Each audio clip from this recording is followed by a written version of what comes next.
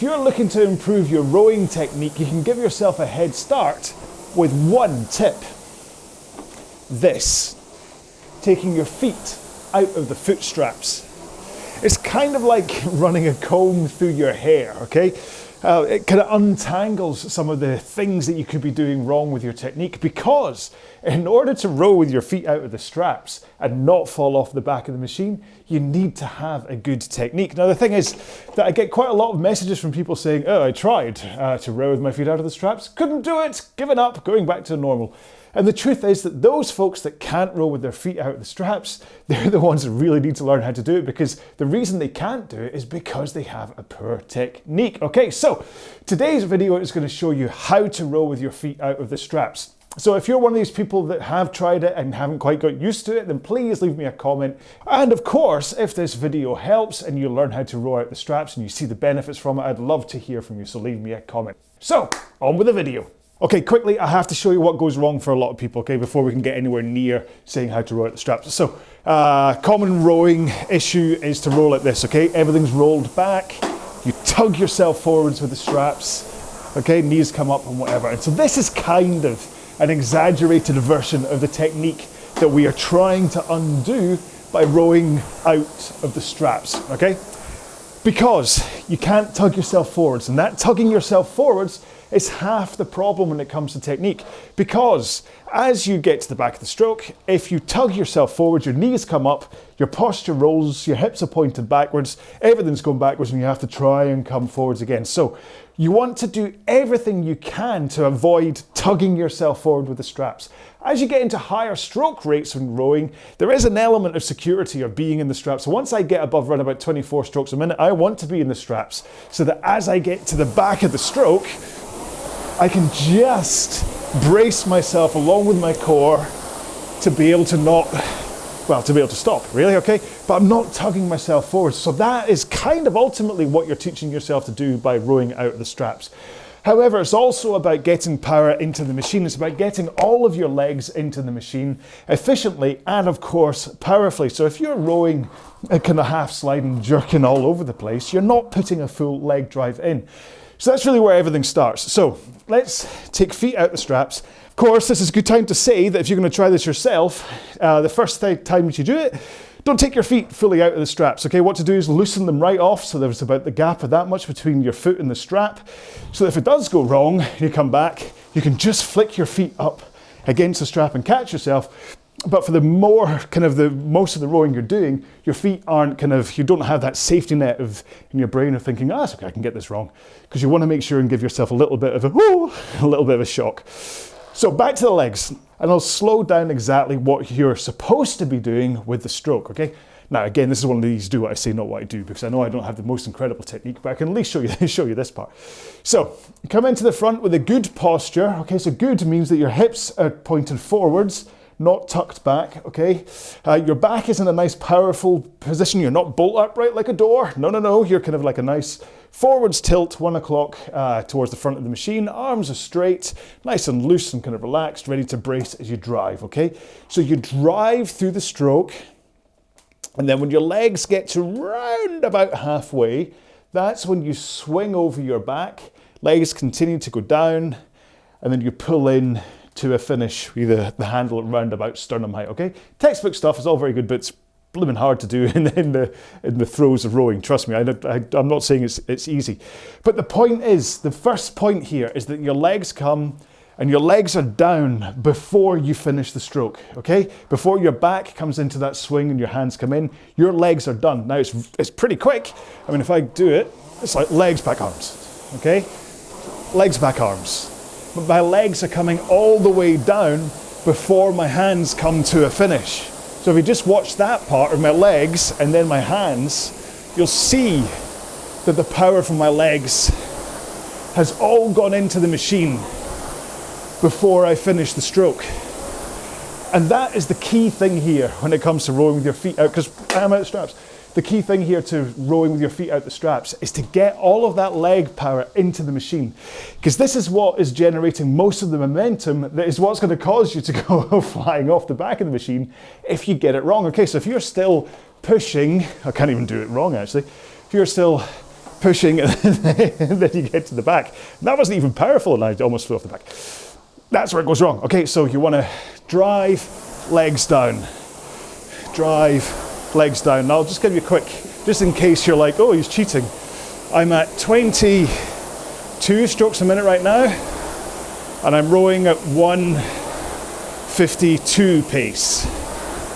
Okay, 1:51 for that last stroke. So I'm putting power into the machine, but my feet are out the straps, and because I'm getting that power from my legs into the machine before I finish, I'm in no danger of flying off the back of the machine. So back to the legs. So you're pushing with your legs and you want to get them down. You may not be used to this. So a good tip here is to think about pointing your toes towards the front of the machine. So you push, point your toes, which keeps them connected to the foot plates towards the front of the machine, but it also means that your brain's disengaging from this thought of thinking I have to flick up against something. So you push, point, push, point. And of course, like I say, I'm doing this relatively powerfully just to show you that it's possible, but I want you to do this slowly at first to get used to it, okay? Build up the muscle memory, create the myelin around your neural pathways, right? To get this into your brain so that you develop it, okay? So go slowly, then add in power. But yeah, so you push, point those toes towards the front of the machine. That means that my legs are down. I've used all of the power from my legs. It's gone into the machine instead of sending me backwards. Keeps my feet connected to the foot plates so that when you do take it up to the higher stroke rates, you've learned about keeping your feet connected to the foot plates and pointing forwards instead of bracing back against the strap, okay? Because that's really important. That's what we're trying to do here, is keep those feet connected, get the power in. So that's the legs, hopefully. And the next part is what you do with your back and your arms. And it all starts at the front with that posture. Remember I said hips tilted forwards and you tilted forwards? So you push and then you swing with the back. The back adds in power, but again, the back is finished before you get to the close of the stroke. Okay, so you've added in that power and you finish. But even when you finish, you want to be in a good posture, okay? So yes, my hips have kind of tilted because I've swung over my hips into that backwards position, but I've not collapsed, okay? I'm not kind of slumped down. My tailbone isn't sitting kind of tucked underneath me. Okay, so I come into that swing, I'm in a nice powerful position. My core is braced, and that's really important at this stage, okay? Especially if your feet out the straps, is that you come in and your core is braced, you're powerful. And if you should feel your stomach is engaged, okay? It's so cold here, otherwise I wouldn't ever take my top off you anyway, but yeah. Anyway, sorry, let's move on. So you're at the back, nice and powerful, everything's braced, which then means that when it comes to it, you just have to tilt forwards. So if you even just sit back here, and rock backwards and forwards over your hips. That's the motion, okay? So you're not slumping and rolling and lurching. You're pivoting you're just going bump, bump, bump, bump, pivoting over your hips. And that's really important. But again, that end of the stroke, it's your stomach muscles that use up that last little bit of momentum because you're swinging your back and pulling in your arms. And so the last of the momentum is really your arms coming into a pull into your chest. So there isn't that much, but you still need to soak it up with your core, because otherwise you end up falling off the back. Do all these like really nice and slowly and you'll experience it yourself. Just make sure and don't fall off the machine, because I don't want you to if there's someone on the treadmill behind and suddenly your legs akimbo with your head in the machine. Yeah, so you come to the back, brace. Okay, so you're in a nice powerful position, legs are down, core's engaged, okay, you've still got, your posture is still good. That's really important for that tilting back forwards, which is what comes next. So, what about the recovery? Because that's the part that I started off by saying is that you're trying to undo here, is the mess of the recovery by tugging on the foot straps. How do you get yourself forwards if you're not tugging on the foot straps? Okay, so before we've dealt with not stopping yourself, now how do you get forwards? Okay, so we're coming to the back of the stroke, and it starts off with arms away, right? Because the arms away creates momentum, and that arms away then creates the momentum to trigger your forwards tilt. Remember before I was saying about tilting backwards and forwards, that's what you're doing. So your arms go away, you tilt forwards, woohoo. And you're in the forwards lean, and this is as far as your back and your arms are concerned, this is where you want to be for the start of the next stroke. You don't have to do any more leaning from this point. You're not slumping down, you're not kind of caught halfway and then having to do an extra lean. You finish your stroke, arms away, tilt, and that's it, locked and loaded, ready for the next stroke. And then all you have to do is bend your knees and you'll roll to the front of the machine. And our concept here is a slight downward rake, but it's not about that. It's about the momentum of the arms away, the forwards tilt, creating body mass that's wanting to move forwards, so that as you bend your knees, you roll to the front of the machine. And therefore you don't have to use any real muscles. There's maybe like a little bink fire that happens from your legs as you bend your knees to bring you forwards, but you're not tugging yourself and suddenly using your quads and the front of your shins and things, which can get quite sore if you're constantly pulling yourself forwards and you suddenly go, why have I got injured shins? It's because you're tugging yourself forwards. I'm like, why are my quads up here hurting? It's because you tug yourself forwards. So let's put that in practice. You drive, arms away, tilt, knees. Tilt, knees. So the arms trigger that forwards lean. Once my hands are over my knees, that is when I bend them. Now you'll hear lots of people say, oh, your hands must be over your knees before you bend them. And it's not that it doesn't particularly matter, but what it does is if you think about hands away and past your knees before you bend them, it means you have to have got the rest of the stroke correct. Your legs will have to have been down. You won't be tugging on the foot straps and pulling them up prematurely, whatever. Okay? Now, this is a time where a lot of people will say, drop the handle, scrape it down your knees, okay? In order to make sure that you've kept those knees down. Because obviously if you pop them up, you can't scrape your handle over them. But it works at first. But eventually what happens is that an overlean creeps in. People start to look down towards the front of the machine. And then that's coupled with, oh, I have to look up. And then suddenly, whoop, it all goes wrong again.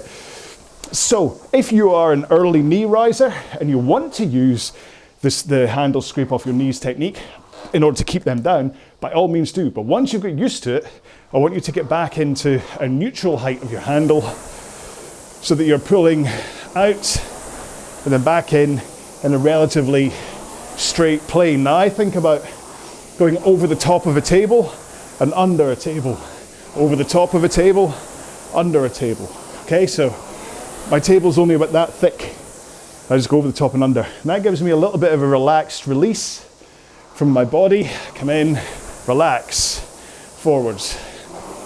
Relax, forwards. And that also, that kind of relax helps with the people who return like this. Come in. It's as though the handle is, it's gonna kill me, it's gonna kill me, get it away from me, okay? If you can just relax into the stroke. Pull in, release at pretty much the same tempo. Up and over a table, under the table. Over the table, under the table. And it's not, we're not talking about a big mahogany table where you have to go like this because you've got 3 feet of wood to go over. We're talking about like a nice dining table, a nice, okay? So, a quick recap then. You might as well just skip to this part and like not listen to the rest of it. But anyway, first off, if you're gonna row out the straps, you've never done it before, have them a little bit loose, okay? So right about that much above your feet so you can flick against them. As you go through the drive, you push your legs in and then you finish your legs, your back then comes to a finish and your arms come into a finish. If you get your legs down first, this is the key, all right? Remember, point your toes to the front of the machine. Then arms away. That triggers your forwards rock over your hips with a great posture, thank you very much. And then you bend your knees and roll into the front of the machine, ready for the next stroke. Now remember, you only want to come in as far as your shins pointing vertically. Okay, any more than that, you get over compression. And as you can see, my heels are already coming up a little bit. But the further forwards you go, the more your heels are going to come up off the foot plate. Or, a great little last tip, if you find your heels are coming way up off the foot plates, there's a chance you've got that rubbishy posture going on, okay? So if I'm all tucked under here, and I come forwards, in order to get my shins in that vertical position, look how far off the foot plate my heels have to be, right? But then if I just whoop, I'd say improve, I was about to say fix, but improve my posture, shins are vertical, heels are hardly any, well, that's still a little bit, but hardly anywhere off the foot plate. And then that means I can push in with my legs without that kind of that leak of your backside going out from underneath you because your heels are all the way up. Okay, so you come into the front like this, your backside escapes, and then you're this far down the slide before you can push in, all right? Now this was meant to be just about strapless rowing, but I seem to have kind of covered the entire thing. So if you've made it this far through the video, then well done. I mean, you deserve a prize. Get in touch and I'll send you a RowAlong sticker or something. I mean, wow. But yeah, that's kind of it. Strapless rowing.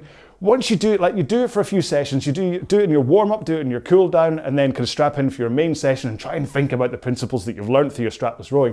But do it more and more. The more time, like I'll do 30-minute rows at 20 strokes a minute, just totally strapless to really kind of drive that into my body. Because remember, you'll have developed all of these neural pathways for a technique that probably isn't right. And that's what your brain wants to do, okay? Every time it thinks rowing, it goes, I want to connect that to that. That's how I row. That's the neural pathway that I've done. That's what's called muscle memory. Ooh. And so what you want to do is you want to teach it anew. You want to create a new neural pathway with a better stroke, okay? With the one that you want to do. You want to create that as your new link. And what's going to happen is that you're going to get it wrong, wrong, right, wrong, wrong, wrong, right, wrong, wrong, wrong, right, right, wrong, wrong, right. So more wrong than right, okay? So what you have to do is do this over and over again, so eventually you turn the tide and you get more right than wrong. And that's why you do sessions strapless. And that's why you also don't beat yourself up if you get it wrong, because it's your brain's like, no man, that's not how we row. We row this way with a tucked posture and strapping all over the place.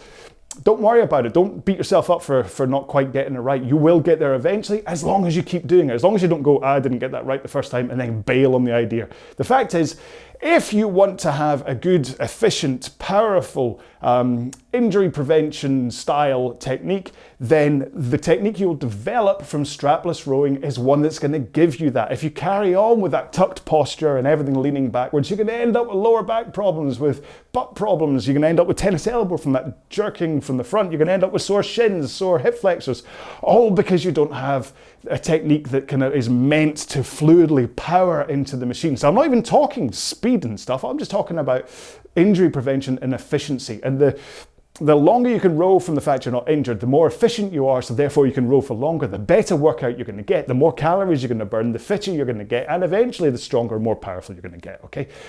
Oh, shall I shut up now? Right, so this was meant to be like a quick 5-minute video, but as you can see, it wasn't. So thank you so much for watching this one. If you have any questions at all about this video, please do get in touch. Let me know in the comments below whether you agree, disagree, whether it helped, whether you want help, whether you want me to look at a video of you rowing and try and help. Just say hi, leave me all those comments, and I'll get in touch. And yeah, okay. So thank you so much for watching this. Remember, I have hundreds upon hundreds of RowAlong workouts here on this channel that you can row along to, hence the name RowAlong. And so you can find them, you can find technique tips, you can find app reviews, whatever on this channel. Have a look around, try and find where the videos are. Remember, it's all grouped into playlists as well, in case you're like, there's too many videos here, what am I going to do? Oh, and I promise you, I do slow down talking in some of them, but I have to go have my lunch now. And then I've got to edit this thing together. So thank you so much for watching this one. I will see you in a future video. Until then, take care, be well. Bye-bye.